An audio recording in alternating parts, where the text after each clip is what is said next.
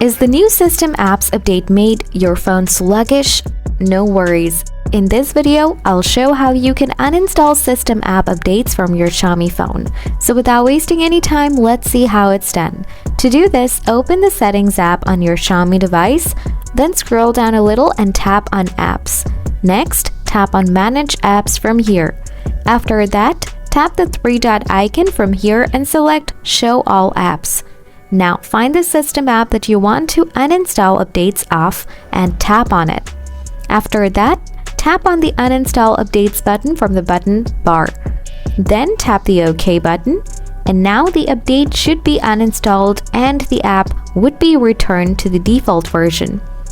So folks, that's how you uninstall system app updates from any Xiaomi branded phone, whether it's Mi, Redmi or Poco model.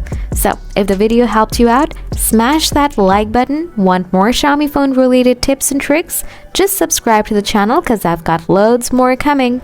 As always, thanks a bunch for watching and I'll catch you in the next one. Ciao!